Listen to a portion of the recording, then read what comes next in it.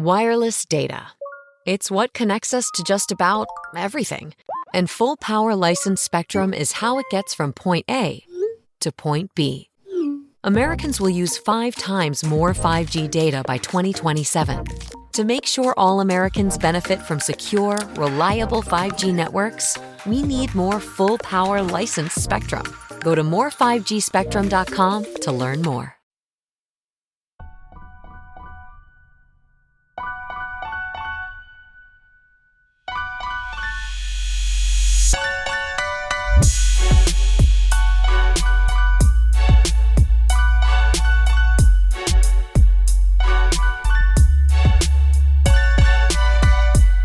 What's up, guys? Welcome to another episode of Bro History. It's Henry Zamota and Danny Abdeljabbar. Danny, what's up, man? How are you? Chilling, man. As per usual. Well, maybe not so much. It's tax season and I just got a pretty big bill, but aside from that, I'm just still chilling. Well, it means you made money. Yeah, that's true. It means you made money, but yeah, taxes suck. Before we get started on this show, though, before we go on mindless banter, this is a reminder to fill out the survey. The Survey Monkey survey in the show notes. It is the number one way to support our show. Just fill it out. You can win 500 Amazon dollars, and it's super easy to do it. It takes about 2 minutes. So just do that. It gives us great feedback on the show. And, of course, you have a chance to win free money. Amazon dollars. I'm legally obliged to say Amazon dollars, but whatever. You spend all your money on Amazon anyway. So, just wanted to do that before we jump into today's show. On another note, before we jump into our main topic, I'm getting started on my musical. Oh, really? So the musical is coming along. So, I'll give you the quick pitch real quick. Okay. And let me know what you think. And the All right, audience, hit me. let me know what you think in the reviews.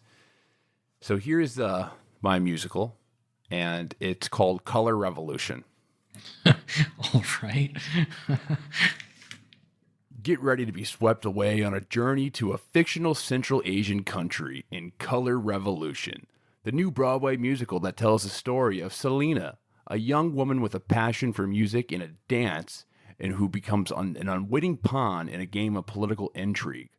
Selena loves her country and its people, but when American intelligence recognizes her ability to inspire crowds, they recruit her to lead a movement against her government. At first, Selena is thrilled to have the chance to use her talents for good, but soon she discovers that the Americans have their own hidden agenda: to overthrow her government and install a puppet leader who will allow foreign oligarchs to exploit the country's natural resources. As the plot thickens and the stakes grow higher, Selena finds herself torn between her love for her country and her loyalty to her fellow citizens, on the one hand, and her sense of betrayal by the Americans on the other. Will she stay true to her ideals, or will she be swayed by the lure of power and privilege? Color Revolution explores the complex moral and political issues at the heart of contemporary global politics, while also offering audiences a feast for the senses with a vibrant music, dance, and spectacles. With a cast of talented performers, a movie score, and breathtaking choreography, Color Revolution is sure to be a hit with theater goers of all ages and backgrounds. I don't know about all ages and backgrounds, but wow. Okay. So there's my pitch. I'm just trying to find a wealthy producer to make this happen. And then we'll start writing songs and doing choreography. But we got to do some more world building, because right now we're at fictional Central Asian country. The name, I think, for the country, and let me know what you think of this, is called Gorkistan. Gorkistan. Gorkistan. Okay. Where'd you get that name from? I don't know. I just thinking of a funny sounding word with Stan at the end, and I said Gorkistan. It sounds very Star Trek-y to me. Okay, Gorkistan it is. I'll give you the backstory. Gorkistan is a fictional country located in the mountainous region of Central Asia, bordered by Kazakhstan to the north, Uzbekistan to the west, and Tajikistan to the south, and China to the east. The country is rich in natural resources, specifically oil and natural gas, but has struggled with political instability and corruption since gaining independence from the Soviet Union in 1991. The population of Gorkistan is predominantly ethnic Gorkins who speak Gorky. Gorky. a Turkic language with Persian and Russian influences. The country is also home to several minority groups, including Uzbeks, Tajiks, and Kazakhs. Gorkistan has a presidential system of government with a directly elected president who serves as both head of state and head of government. The country has a history of authoritarian rule with limited political freedoms and a government that is often accused of human rights abuses. Was Gorkistan part of the Soviet Union? Gorkistan was a former Soviet state, yes. Okay. Huh. And then so there's a strong man dictator in Gorkistan who kind of who's been in power. He's the son of the dictator who was actually part of the Communist Party in the Soviet Union. Okay, and makes sense. he broke Checks off. out. And he is the son, so he inherited the presidential system about 10 years ago. Okay. I don't know what his name is yet, but he'll get a name. He has a son. He has a son that the son is going to be modeled after Uday Hussein. Okay. So kind of like a sociopath sicko. Okay.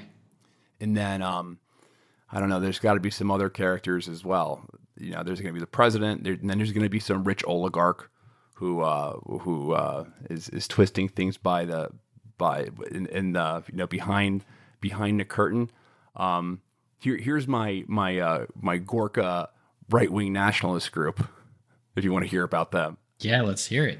The Gorka nationalist movement, also known as the Gorka First Party, Gorka was formed in first. the aftermath of the country's independence from the Soviet Union. It espouses a nationalist ideology that seeks to promote the interests of the Gorka ethnic group and protect their cultural identity from perceived threats of globalization and immigration. The movement is known for its extreme right-wing views, and its members have been linked to acts of violence against ethnic minorities and political opponents. Yikes. This sounds all too real. Yeah, it's very real, but you gotta add some layers of backstory. Of course. So I don't know how far we want to go back in Gorka history. Well, I think Gorka you go all the way back, right? I think based back on to all World of the... War II, the Gorka First Party actually collaborated with Hitler. Oh, okay. Yeah, I guess they're very anti-communist. Yeah, I mean, I guess that would make sense. But I say you go back even further. Like, you know how all good nationalist stories have like an ancient history or some shit like that? I think you make up some like creation myth. That would be interesting. The ancient Gorka Empire. Yeah. And like the creation, they have to have some kind of god, you know. And they're Orthodox Christians. Okay. In No, Gorkistan. but before that, you know what I mean? So they can have an ancient, like before Jesus was around, they have to have like an ancient tie. An ancient ties. Okay. You know? So, all right. So in the Gorkan Empire. All right. So you want to get like a deity. Yeah, but plot twist: the deity is an alien. Okay. Come on. We're leaving the realm of reality, because remember, this is a musical. That might be kind of funny to have like a flying saucer. The purpose come in of this is to write as a Broadway musical with Selena. My wife told me we had to change the name Selena because there's another musical with a woman named Selena, so we had to change that name. But Okay. I think Gorkistan is definitely a fixture. We need to come up with the president's name, and then maybe like some ambassador character, and then we'll start writing songs. So what's the vibe of this? Is this like a serious drama? Or It's a comedy. It's a comedy. Okay. Yeah. All right. So then Kinda, the think names of have Book to be of funny. Mormon.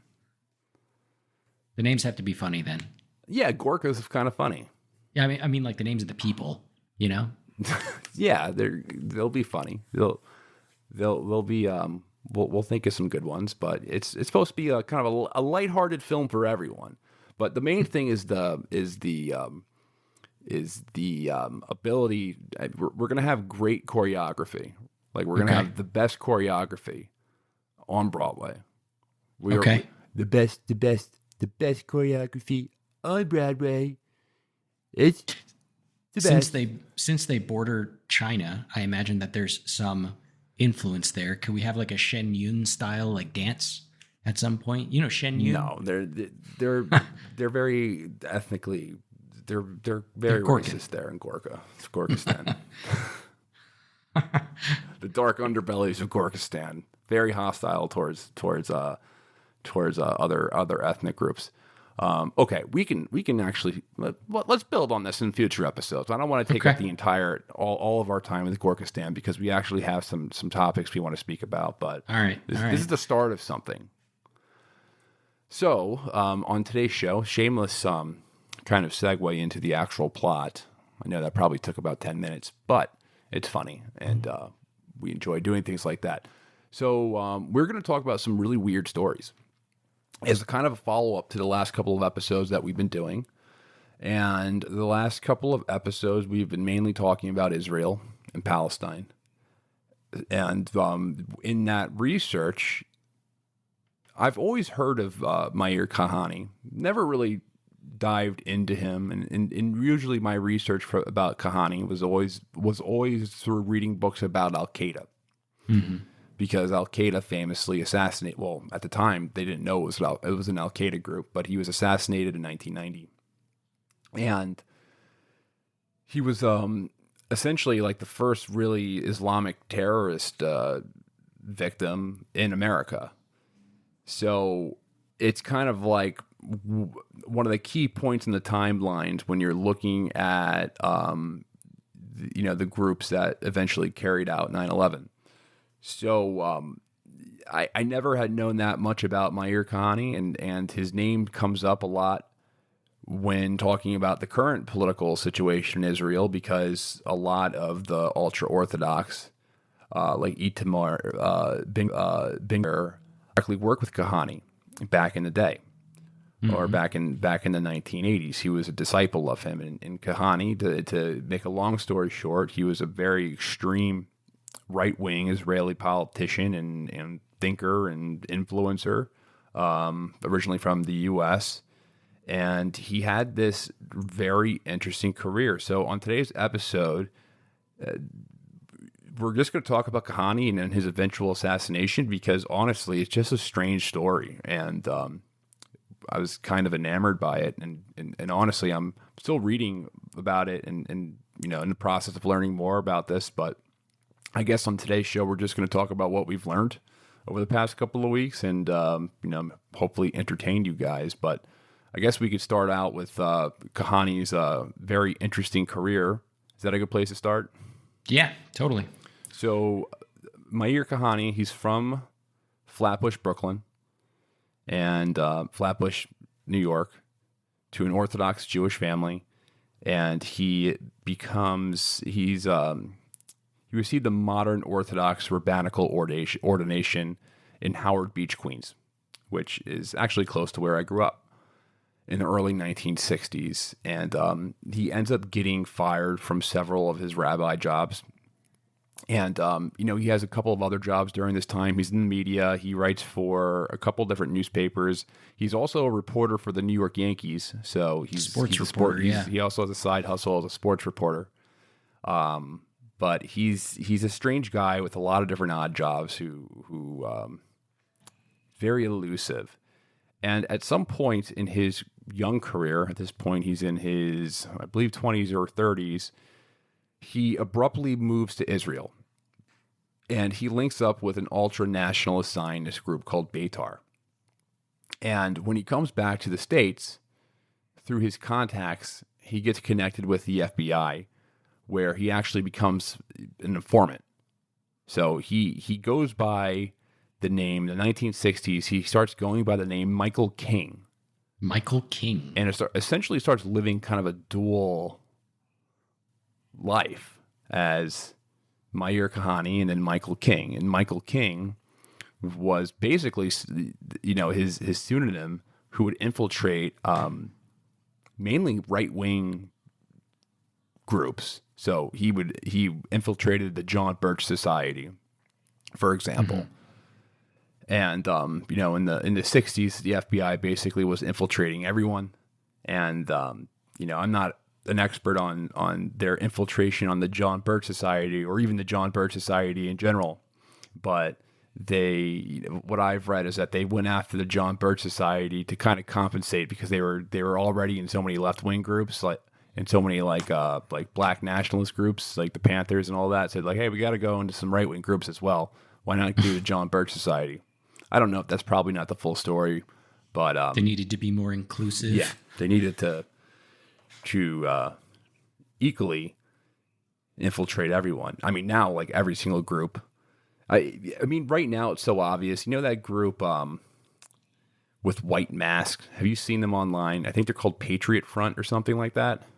I've heard the name. I don't really know too much about them, though. So they're these guys who show up out of nowhere. They have these white masks, and they start, talking about just kind of wild stuff. And it's so obvious that these guys are all feds.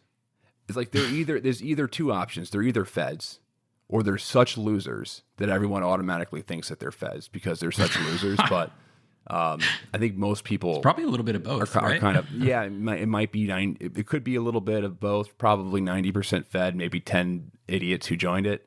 But you can kind of tell just because they don't. They wear masks everywhere, so they're protecting their identity. They don't want to be seen. It kind of screams that they're hiding something, and they're trying to get impressionable autistic kids to join and do something stupid. But that is something that will be that will go off the rails. Back to Kahane. So he was an FBI informant, and he also worked with his close friend was this Israeli activist from the 60s and 70s, and I think he died. I think he's not still alive. Joseph Churba. And they set up different groups to promote the Vietnam War in Jewish communities. So basically, they were given the task to really be super anti-Soviet and make make the case to Jewish communities that the Vietnam War was something that was a worthy endeavor. And what they would do is that they would write pamphlets, they would write books, they would go to college campuses, start like support anti-communist groups in college campuses. So that was their hustle for a while. He co-authored a book called The Jewish Stake in Vietnam, and basically it was just a book that kind of just highlighted and went over the main talking points of the Vietnam War and try to spin them for a Jewish audience. So allegedly, and I don't know, but I was reading this book called Kahane, the False Prophet, and this book makes the claim that he was a big con artist as well. He lived dual lives. He would scam investors and things like that. He kind of made his living as a con artist. This is just a book that obviously was a character assassination type book, but just some points in it. I'm not obviously an expert on this. So, but he's funded by the U.S. government to some degree. Now, where this story gets interesting is just looking at the climate in the 1960s. So New York City, 1960s, there's major demographic changes, mainly in the public school systems. In short, blacks and Puerto Ricans start outnumbering white kids in public schools. And New York law was in favor of integration. So it was this is about a decade after Brown versus Board of Education. But New York schools, and they still are highly segregated. And there was this huge debate going on in the background between guys like Malcolm X and Milton Galamison, who are arguing against separation, integration, and all that. We don't need to get into like the civil rights movement, but basically what happens to ignite this situation is the assassination of MLK. One of the responses after the assassination was that there was a local school board composed mostly of blacks in New York, and they decided to terminate the contracts of about 13 faculty members in a school district, And most of these teachers were Jewish, or faculty members were Jewish. And these were faculty members who were against things like busing and stuff like that. So, integration programs, basically. Yeah, integration programs. So to make a long story short, this whole episode leads to this huge teacher strike, and it increases tensions between inner city black people and inner city Jewish people in New York. And this is the climate that the Jewish Defense League is created in.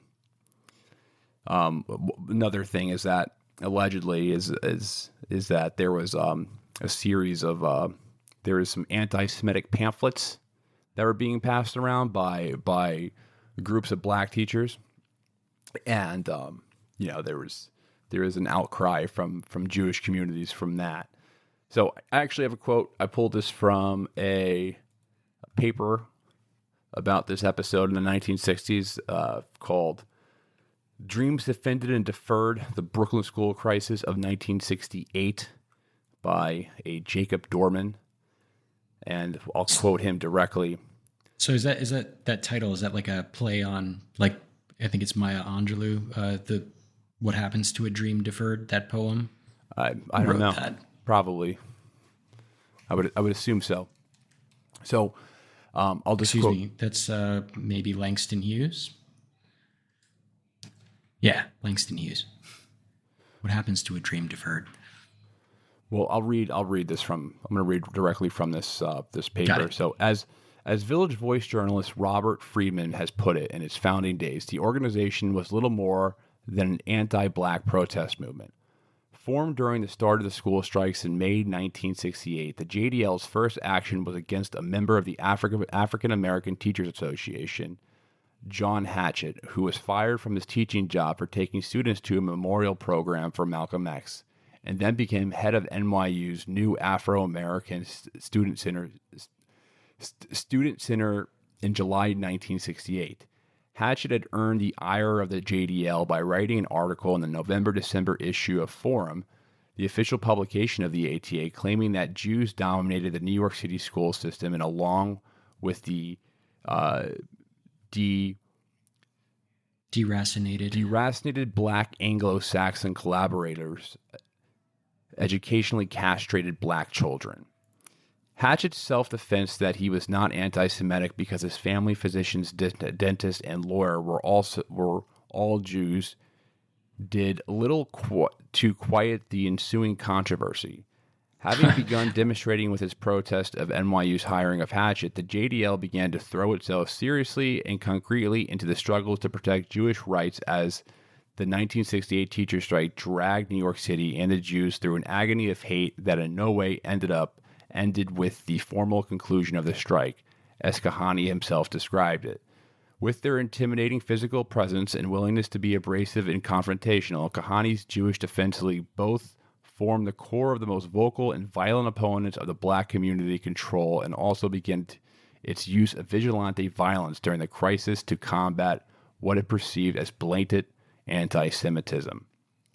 So, interesting. This movement, and we're going to talk about the Jewish Defense League in New York City and other urban areas. Basically, they're kind of origin stories coming from the civil rights movement. With gentrification, well, not gender, with different neighborhoods. They called them frontier neighborhoods. That was what the media used to call them. That was the term. That was the term back in the day. I'm not sure if that's politically correct or not anymore, but whatever. So after this event, the JDL, they start opening up chapters across urban centers in America. And the JDL, as they put it, they're committed to 5 fundamental principles. So love of Jewry. So one Jewish people, indivisible and united, from which flows a love for and the feeling of pain for all Jews, dignity and pride, iron, discipline and unity, faith in the indestructibility of the Jewish people. So those are the 5 tenets of the Jewish Defense League. You got to describe this iron one, though. Sure. So yeah, I didn't read the description. So iron, the need to both move to help Jews everywhere and to change the Jewish image through sacrifice and all necessary means, even strength, force, and violence. Okay, so that's the kind of one that I was like, oh, you can't skip over that description there. Well, I thought iron. I guess you have to spell it out. Yeah, I mean, even still, iron. It's like, okay, well, what does iron mean? And that one, I think, is the most, you know, I think it's probably the one that I'm focusing on the most, understanding the entirety of the story, specifically the part that says, help Jews everywhere by all necessary means, even strength, force, and violence. And this is one of their 5 fundamental principles. This sounds like the start of a violent group. Well, you would be correct. It is a violent group. Despite that, and maybe it didn't start out that way, or maybe it did, but, it struck a chord with, I guess, urban Jews who felt vulnerable in their neighborhoods. Because they basically kind of acted like, in a sense, the guardian angels. You ever hear the Guardian Angels of New York by Curtis, who runs Curtis Leva? There's like a bunch of Curtis Leva, who's been, the mafia tried to assassinate him a number of times. Right. He ran for New York. He ran for mayor last year or 2 years ago. Basically, they were sort of like that, where they'd have like civil patrols to protect elderly people, and they do civil service in Jewish neighborhoods. But eventually things got out of hand. So I'll quote from this essay that I found online called "Days of Rage: Kahane in New York" by Jonathan Mark. His JDL was comprised mostly of modern Orthodoxy's lost boys who loved the Jewish people, parentheses, well, not so much American Jewish people, but Soviet Jews and nationalist Israelis, and they were eager to rumble, wearing brass knuckles and wielding baseball bats that had spent the summer in bungalows.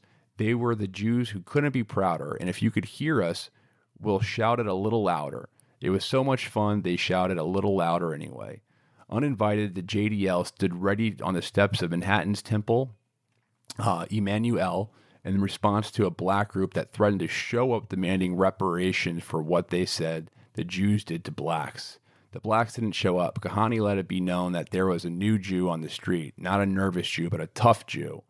How tough? You don't want to find out. So there's quoting Kahane. You don't want to find out how tough we are. So they sort of acted as a vigilante group, and eventually they move into the realm of political shenanigans. So things like arms smuggling. They move on to attacking Arab diplomatic missions to the UN. They were very anti-Soviet. They bombed, properties owned by Soviet diplomats. They owned facilities that were owned by Soviet, people from the Soviet Union. The FBI lists the JDL as an official terrorist organization. So I think they do. So what's listed on, I guess, the terrorism database, they credit. Well, here the FBI credits at least 37 terrorist attacks to JDL members, and then, according to the Historical Dictionary of Terrorism by Sean Anderson and Stephen Sloan, and I'll just quote directly from them, the United States Central Intelligence recorded 50 such incidents from 1968 to 1987, making the JDL second only to the Puerto Rican FALN as a major domestic terrorist group. So they outdid the Puerto Rican nationalist group? No, they were second to them. I see. Sorry, Danny. Nonetheless, the JDL is a legally incorporated political action group and has officially disavowed responsibility for any violent actions carried out by its members. Bombings accounted for 78% of all JDL terrorist activities, shooting and accounting for 16%, while arson attacks, vandalism, kidnapping threats, and verbal harassment accounted for the rest. So, some of the attacks. Before you do that, I do want to. Before you talk about what they actually did, I want to comment on something. In the quote you read, that the JDL is a legally incorporated political action group and has officially disavowed responsibility for any violent actions carried out by its members.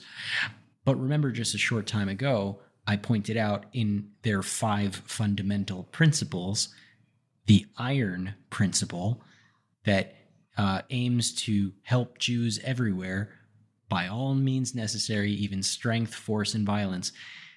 I don't know. Like, we're about to find out what these people did, but kind of hard legal argument to make to like try to distance yourself from your members doing violent actions when it's literally in your charter to do violent things. I agree. It's literally in their charter. And basically the case that's been made is that it's just kind of a stunt that they do. They officially disavow it, but at the same time support it at the same time. Right. Simultaneously. So some of the things that they've done, and here are some examples of terror attacks accredited to JDL. So in San Francisco in 1981, they bombed a San Francisco branch of the Iranian bank Melli.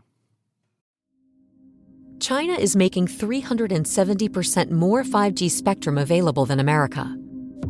Tell Congress to restore FCC auction authority and allocate more 5G spectrum to make sure America leads the industries and innovations of the future. Go to more5gspectrum.com to learn more. Yeah, Film Vault. We are one of the original film podcasts. That can't be true. There was like 2 other film podcasts when we began, Brian. How long have we been doing the show? You and I first sat down and did a version of the show over 20 years ago. My now. God. There is shtick, but it's very little shtick. We finish each other's sandwiches? close enough. Was that a joke on a movie? That's from Frozen. Oh, it is. Pretty bad. Ugh. Oh, look at you. I don't want to be like quoting Frozen on this promo. Okay, peek behind the curtain. Anderson's like the Frozen guy. Like, he'll constantly reference animated films, family films, and I'm more the edgy indie guy. We do have the tropey thing going on where Brian does like the big Hollywood sexy summer movies. I'm always looking for like the hidden gems. 2 episodes each week. One, we review movies, and the first episode, and the second one, top 5 time. Top 5, different top 5 every week. Movies that made you cry. Worst movie accents. Most disturbing movies. All right, the Film Vault, check it out. wherever you find podcasts. That's right. The Film Vault's going on 20 plus years. They bombed the Iraq UN mission on April 28th, 1982. The JDL planted a bomb in the office of this one is really strange. So they planted a bomb in the office of help me out with this word, impresario, a ballet person, right? Those are the people who do ballet instructions or whatever. Right. Or they're like the ballet composer or whatever. A ballet choreographer. I should know this since I'm writing a musical, right? Right. So this guy was a Soviet.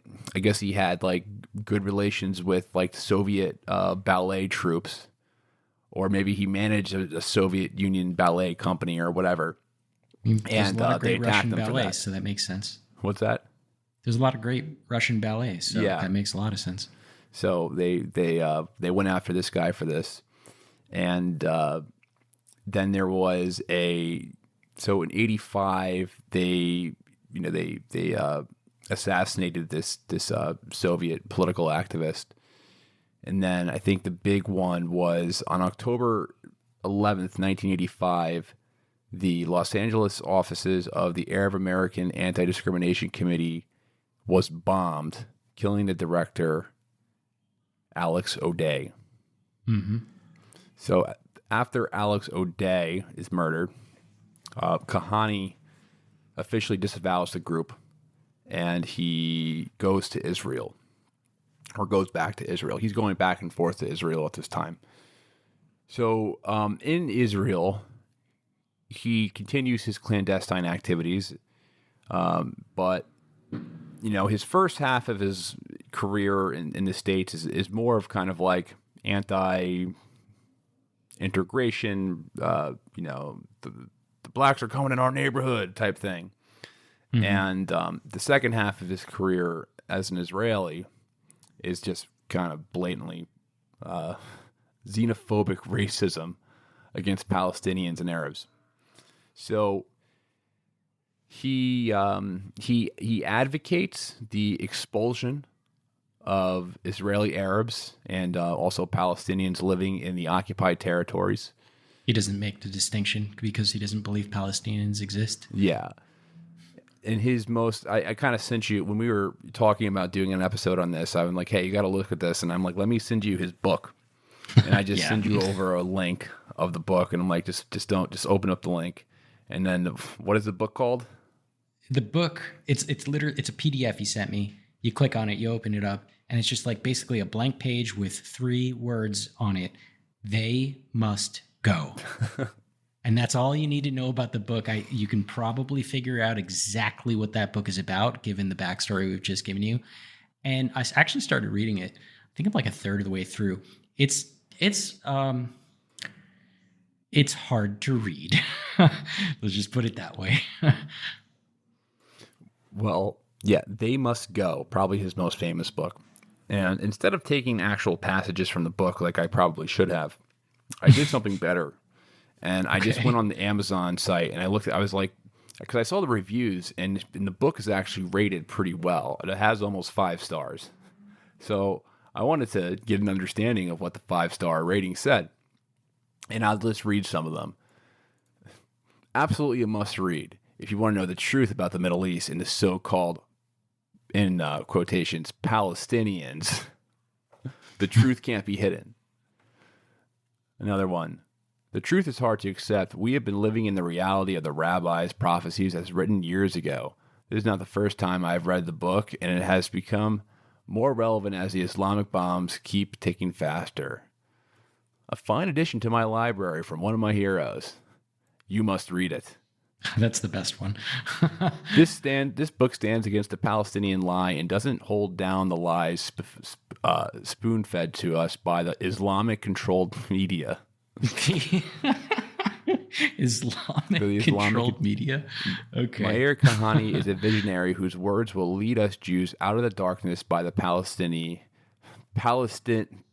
the way he wrote. Palinazis and the UN. That's a new one. I haven't heard of that one. Palinazis and the UN. The Palinazis. Okay. This is a very important book for anyone interested in the survival of Israel, for anyone wanting to understand the modern-day Israeli right, and for anyone wanting a totally new view of the conflict. So please buy it, read it, and give it away. Reach a lot of people. So there's more encourage reviews. People that are interested to read this book not to buy it, but rather just find the PDF like we did. Yeah, you can find the PDF on archive.com. That's where I found it. So, just to give you kind of a sense of his political direction. So he caused a lot of problems in Israel. He was arrested dozens of times. He actually had written They Must Go while he was in jail. He started a political party called Koch. Koch. K-A-C-H. K-A-C-H. Koch.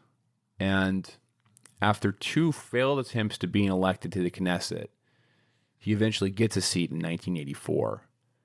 And just to go over some of his proposals, and just brace yourself for these. Here we go. So, and like sometimes you just laugh. You have you're not laughing at the racism. You're just kind of laughing that someone is that racist.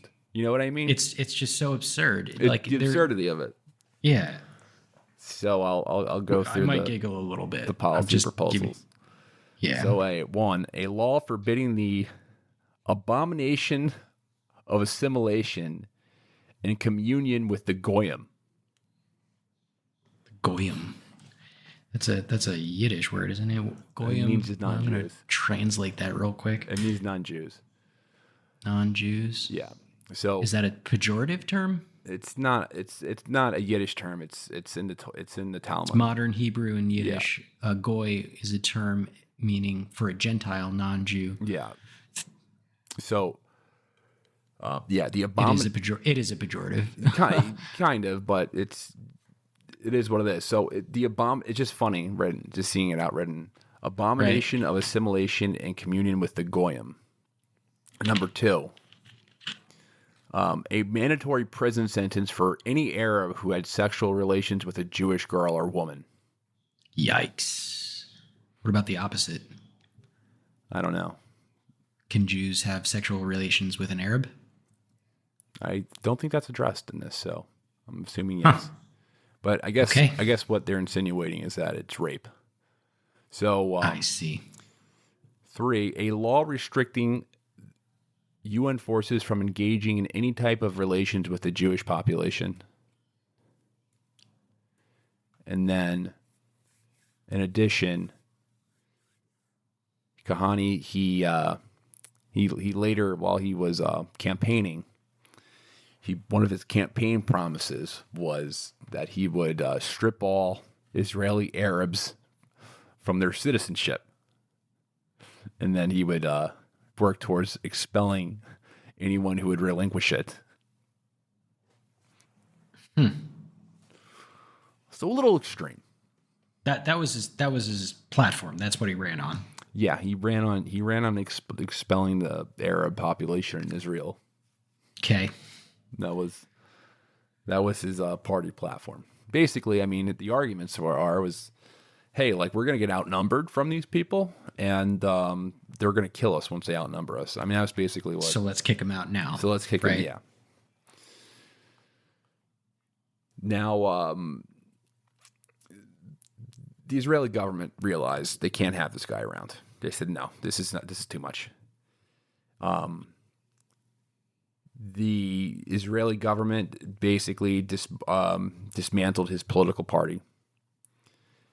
They removed him from his parliamentary post, and they put Koch. You know, they indefinitely banned Koch under the guise of them being an openly racist party. So, which it was. So that is the end of his political career in Israel. After going too far, but he's his influence, and he's kind of never written into the books, into any type of history book, and I guess because just kind of the ugliness of it, but he certainly seems to be a really impactful person. At the very least, who did have, I guess, his moment in the 60s, 70s, or I guess mainly in the 70s and 80s. Yeah. And it's just an interesting character. It's a really interesting character. So the second part of this, we want to dive into his actual assassination, because he's assassinated. And spoiler alert. Spoiler alert. Well, we said that in the beginning of the episode, but he is assassinated. But the people who actually kill him are they weren't Al Qaeda at the time, but they would become Al Qaeda. The people who would become Al Qaeda, and basically the group that carried out the first World Trade Center bombing were the same people who murdered Rabbi Kahane. Mm-hmm. So, you get this essentially this intersection of freaks, and I guess why don't we start with the people who killed him? I guess, but we can start with you take it from here. I gotcha. So initially, when I was doing research on this, I was kind of like trying to approach it with the same angle, of storytelling that we did for the other assassinations that we did, like the assassination of Archduke Franz Ferdinand, which was just a joke. And I couldn't find a lot of really good play-by-play, retellings of the actual story. So I'm just going to spark notes the story, and instead of making this grand story about his assassination, I'm going to talk about what I think is more interesting, which is the people who killed him. And the assassination isn't that interesting in itself. Right. He's murdered after a speaking event, right? Yeah, he was speaking in Manhattan, and this guy El Said Nosser, he dresses up as an Orthodox Jew, gets him real close, shoots him allegedly, and then gets away. And on his way to fleeing, he shoots a postal worker, he injures 2 other people, and then eventually he's caught and that's basically that, right? It's not really a fascinating story. It's just a quick hit and run. What is fascinating, though, is this guy El Sayed Nosair and the subsequent trials that he went through, and the different like arguments for and against, whether or not he was responsible for this. So I'll tell you a bit about El Sayed Nosair. He was born November 16th, 55. He was born in Egypt, in Port Said, and he immigrated to the United States in 1981. He became a citizen in 89.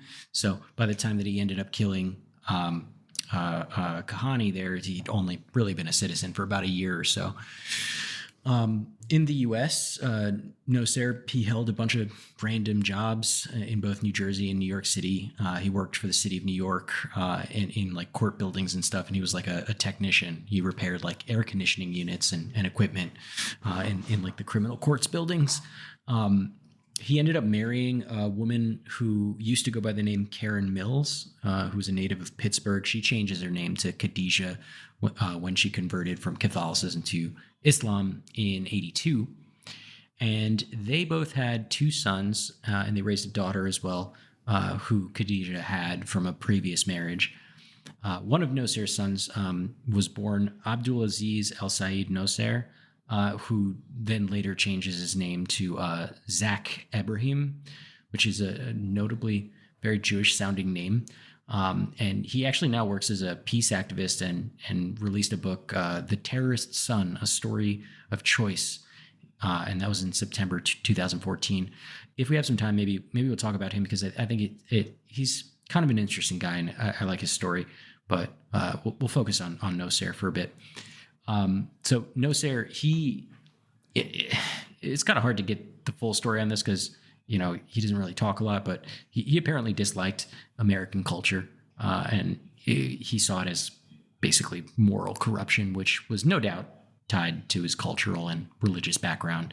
And a little later on in the U.S., he ends up getting involved with the Al Farouk Mosque in Brooklyn. And for those who have been listening for a while and maybe caught some of our episodes on the series on 9/11 a couple years back, this is that mosque in Brooklyn that was basically the epicenter of all kinds of terrorist activity, from World Trade Center bombing and eventually 9/11 and things like that. So it kind of a incubator, if you will. I live pretty close to it. Right. Yeah, it's right on Atlantic Avenue. Not really too far from Atlantic Terminal. Yep, still active today, to this day. Yeah, it's still active. You'll see, if you pass by it, if you drive around it, you'll see, you'll see women with completely dressed from head to toe, hijabs and things in that. But yeah, I mean, that was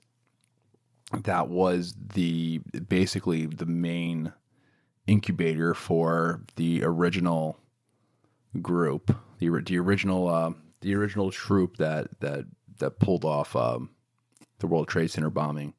Yep. The first World Trade Center bombing. Yep. And a little backstory for that mosque was supported by Maktab al-Khadamat, which is the services office, which was established in 1984 by Osama bin Laden and Abdullah Azzam from Peshawar, Pakistan.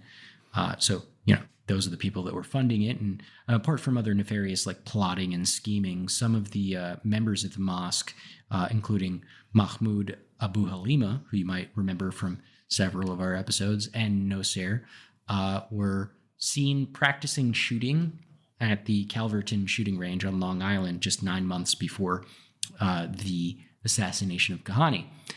Now, there's obviously nothing wrong with going to the gun range as a lawful American citizen, but the fact that Nosair is later charged with shooting Kahane, it's obviously not a great look, and also part of the evidence that is brought against him.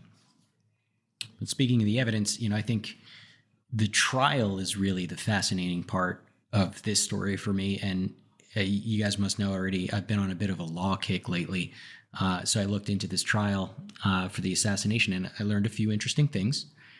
The first fun fact that has nothing to do with really anything, but I just found it fun, is apparently Nosair was drawing sketches of Princess Diana instead of paying attention to the court proceedings. Now, I don't know how true that part is, but we're going to go with it because I find that really weird. Just a little fun fact that I found out. Anyway. Drawing pictures of Princess Diana. That's what he was doing in the courtroom, apparently. From memory, evidently. So, there's that. That is interesting. It's interesting that some type of identification there, right? It's just weird, you know? It's like strange. I mean, I guess Princess Diana was super famous at the time, but like also, like, I don't know. I'm not going to make assumptions about his character. You can, have your own opinion on that, but I think it's weird. Anyway, so you would think that this case would have been like an open and shut case. You know, we've got this terrorist, anti-Semitic guy. You know, he kills a noteworthy anti-Arab, also racist Jewish leader, right? And then he shoots a postal worker while trying to get away, and injures a few other people as well. You know, so you got a motive, you got a guy fleeing with a gun from the scene of the crime. He shoots a postal worker. There's links to all sorts of Arab terrorist groups. You know, this should be simple, but it wasn't. So in a quite honestly shocking and very confusing verdict, the jury found El Sayed Nosair not guilty of killing Rabbi Meir Kahane in that Manhattan hotel during his first trial. And they were at it for over 3 days of discussions, and that jury cleared Nosair of murder and attempted murder charges. Now, they did find him guilty of having a weapon.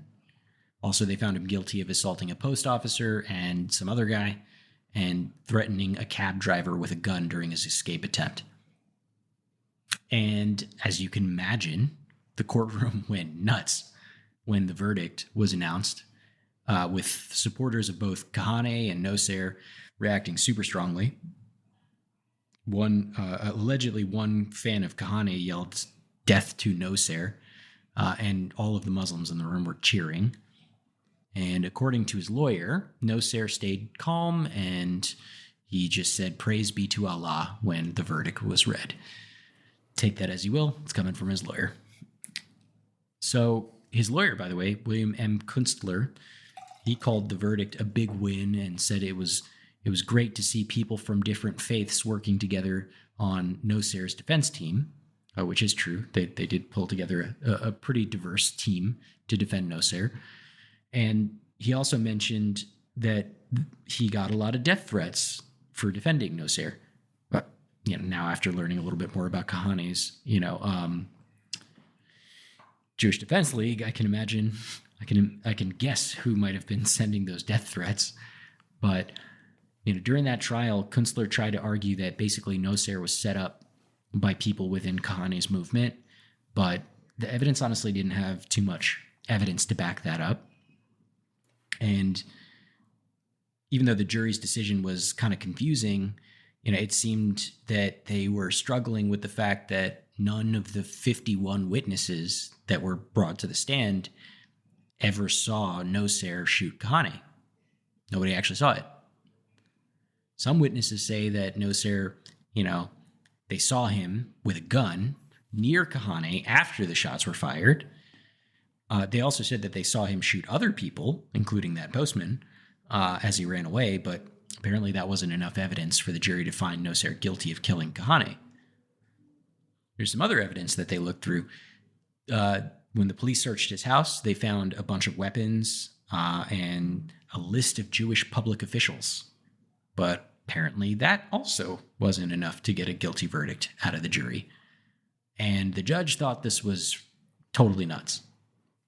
Like I forget the exact words that the judge used, but basically saying this is beyond reasonable, like rationality and ignoring the evidence and stuff like that.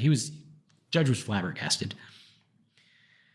Anyway, but he was charged and found guilty of some other stuff, right? And he was sent to something like 15 years of prison for the charges that he was guilty of. And he went to Attica State Prison in New York. And about 2 years later, prosecutors find some like legal loophole to do a retrial for Nosair in the killing of Kahane. And so they indicted him again 2 years after the fact. And there was like a big debate around this part, like is this double jeopardy? Because in the United States, you know, if you get if there's like a case brought up and that case, you know, you're found not guilty, they're not allowed to try you again later, even if new evidence is brought up.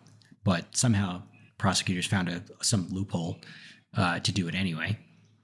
And for the first time, for this second indictment, it said that there might have been other people involved in the killing of Kahane, even though the head detective in New York police said that the murder was done by one person, that the new charges that they put on Nosair was basically that a terror group planning to attack the U.S. government and the leader of Egypt was involved. So a different lawyer for the Nosair family said that the charges were basically the government being mean to Nosair. He thought that government was trying to drag him into this like Islamic conspiracy theory because they couldn't convict him of murder the first time around.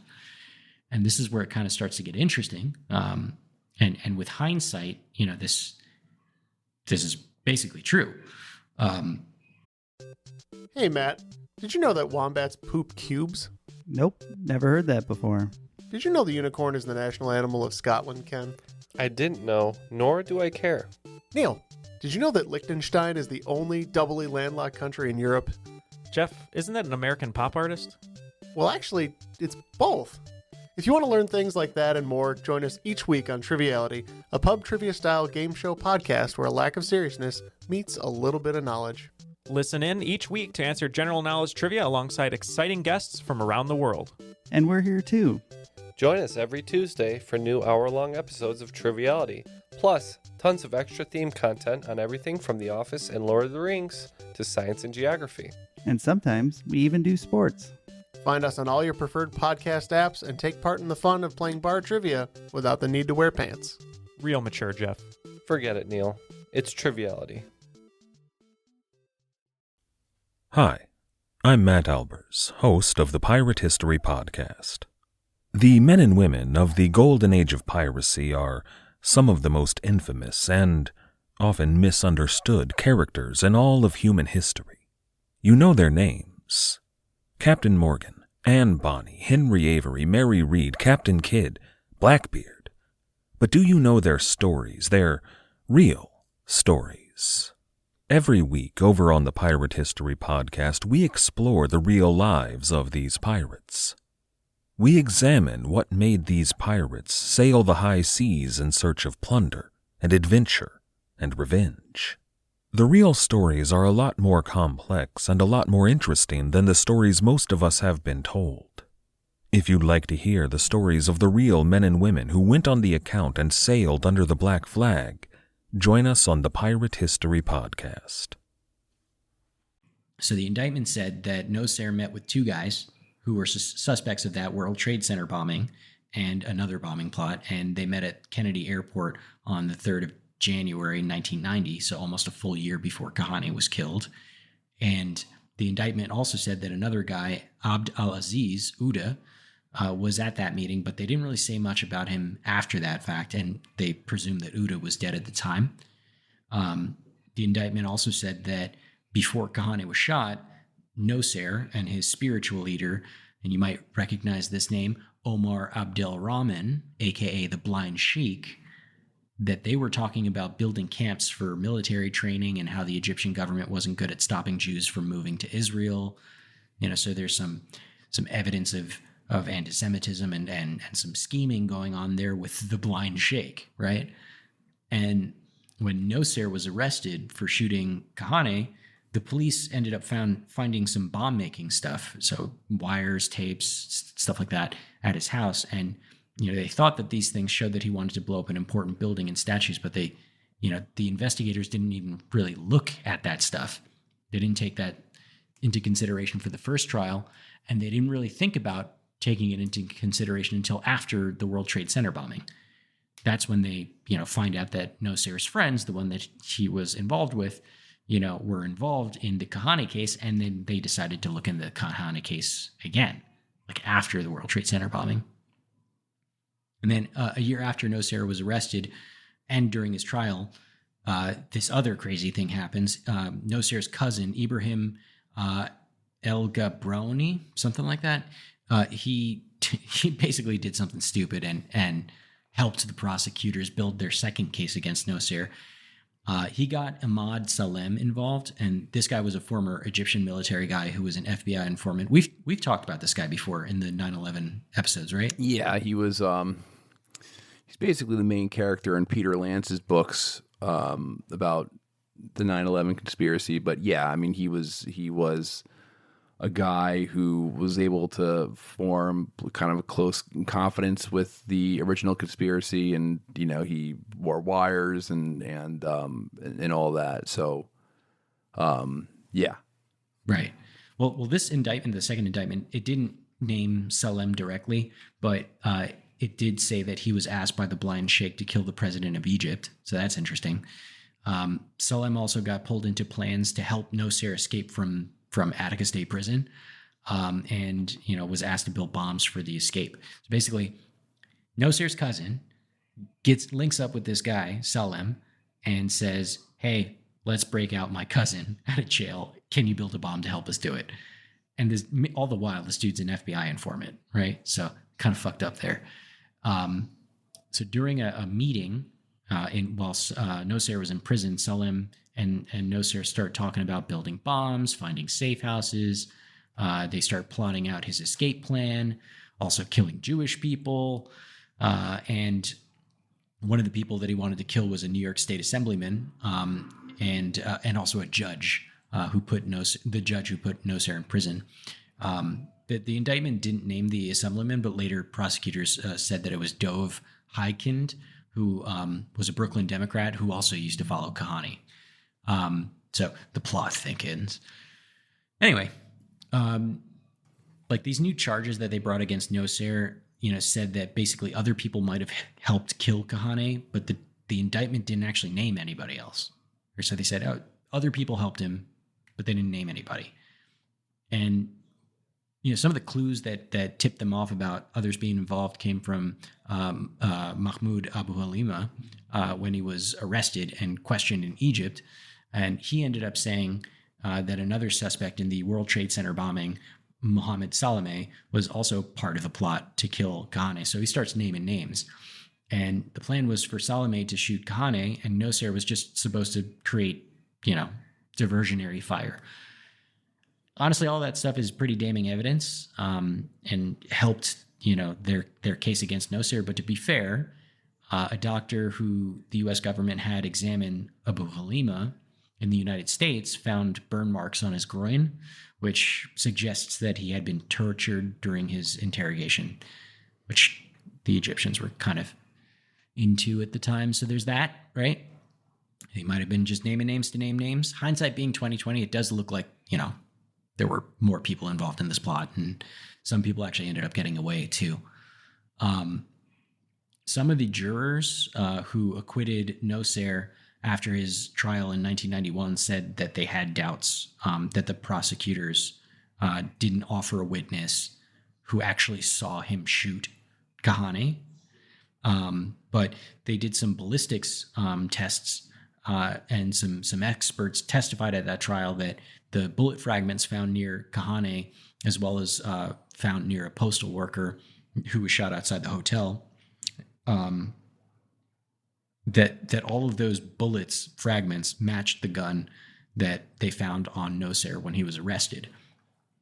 And in 1994, Nocer was found guilty in federal courts on 9 counts, including seditious conspiracy, murder in aid of racketeering, attempted murder in aid of racketeering, attempted murder of a U.S. Postal Inspection Service officer, use of a firearm in the commission of murder, use of a firearm during an attempted murder, and possession of a firearm.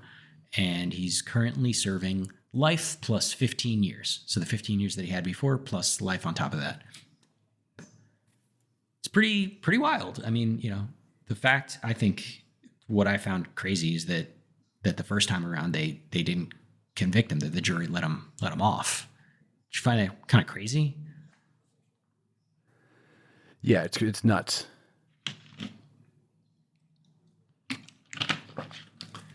I don't know. It's just wild. You know, there was like an abundance of evidence. I know that nobody actually saw him do it, but you know, he had a gun. It was running away. He was the only guy that got caught.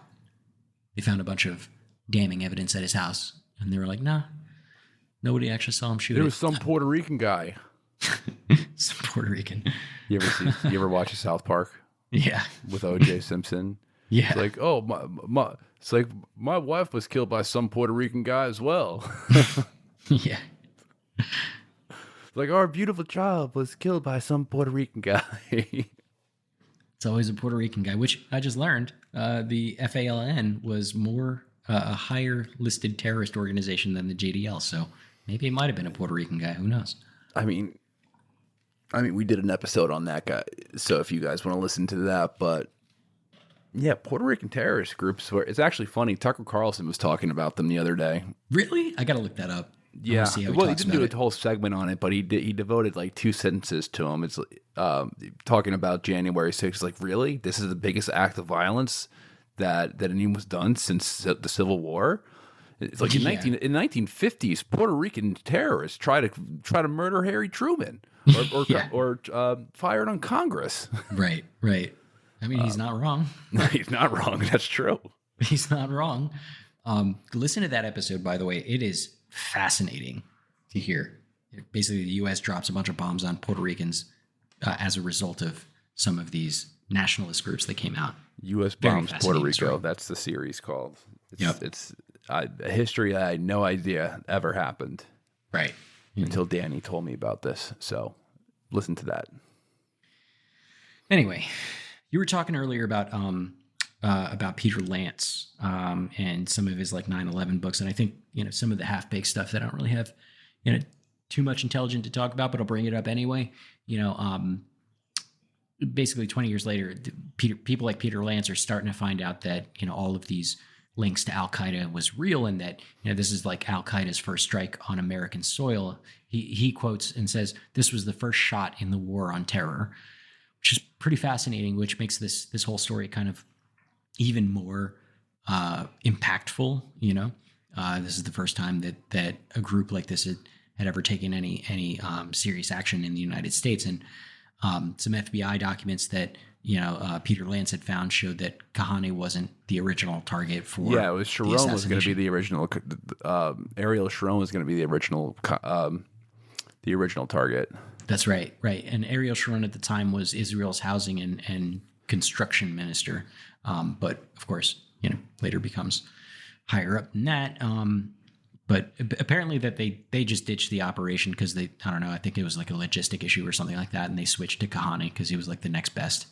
Yeah, it'd be much harder to go after Ariel Sharon. Right. So he also found that that the Manhattan District Attorney office always said that Nosair was a lone gunman, but that he had found all these documents that showed that he had a getaway driver. And a Jordanian guy that was involved named Bilal al-Qaizi, who was armed with 2 guns, which notably neither of those names that Peter Lance put out are the same names that Abu Halima had said was involved, right? So kind of interesting. It's like Abu Halima spilled the beans about the fact that there was other people involved, but he gave the wrong names. Maybe on purpose, maybe not, I don't know. He was probably tortured to get that information, so God knows how it came out. But it, in hindsight, it kind of turned out to be true. It was just different people. So Al-Qaizi, the one that's actually named, was later arrested for the 1993 World Trade Center bombing. But for unknown reasons, he was allowed to plead guilty to minor immigration charges, and he was allowed to leave the U.S., and no one's seen him since. And both men visited the Al Farouk Mosque, which is how they all, how this all ties together with that one place. But they were apparently, according to Peter Lance in his investigation, they were with Nosair on the night of the murder. So it's pretty interesting. Yeah, so it's it's a totally bizarre story, man. Super weird. How these intersect with each other, and then again, I guess to end it, just to tie a bow in it, Meir Kahane really is like to some degrees kind of one of those axes that the world turns around. Certainly the world in Israel right now, with the rise of far right-wing groups, But even at the time, just, his death kind of sets off this chain of events that bleeds really to an American war on the Islamic world, at least the Islamic world in Iraq, in Syria, and Afghanistan. Yeah, I mean, without the killing of Meir Kahane, Nasser wouldn't have gone to prison. Well, I mean, maybe he would have later for other things, but, Salem wouldn't have been in bed. The FBI informant wouldn't have gotten in with that group to try to bust him out of jail, and, probably it would have been harder to figure out and embed themselves within, with those groups that did the World Trade Center bombings and eventually 9/11. So, you're right. It's kind of a turning point. Yeah, I mean, like most books on 9/11, they kind of start out with his assassination as like the first, they'll start with like Looming Tower, for example. First chapter, first part of the book's all about the Afghan Arabs, Osama bin Laden's lifestyle, backstory. Then it goes into, all right, now they're making a splash, and they facilitated and financed the assassination of Kahane. So then it goes on to some of their other attacks later on. But yeah, it's an interesting story, and I felt like I was just personally interested in just learning more about him over the past couple of weeks. So figured that we'd do a show on the topic, and we hope that you learned something. You want to end this right now because it is late as hell, and I'm getting kind of tired, and we're talking about too many sensitive subjects to be tired and drowsy while talking. So I feel like we should cut ourselves off. Yeah, that sounds like a good idea. Okay. Thanks everyone for listening to another episode of Bro History. If you want to help our show, remember to please fill out the survey in the show notes, the Survey Monkey Survey. It is the number one way you can support our show.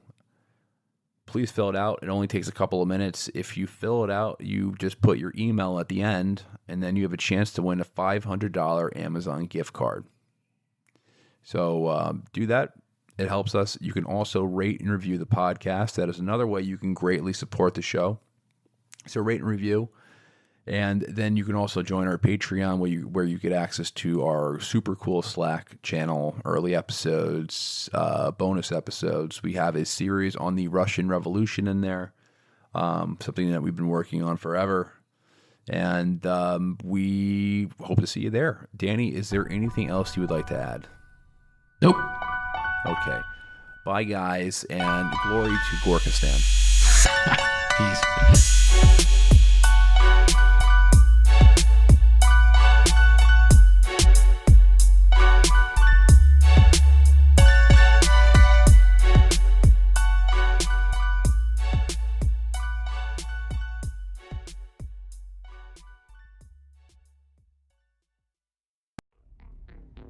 I want to take a moment to tell you guys about my podcast called The Team House. My name's Jack Murphy. I'm a former Ranger and Green Beret, and I've worked as a national security journalist for the last 10 years. The Team House is a natural extension of that, where I interview former spies and special operations personnel from all over the world. These are exclusive interviews from people who work in the shadows and come a little bit into the light for these exclusive interviews that we do every week, live streamed on YouTube at 8 p.m. Eastern Standard Time. And they're available as video on demand and audio on demand wherever you listen to podcasts.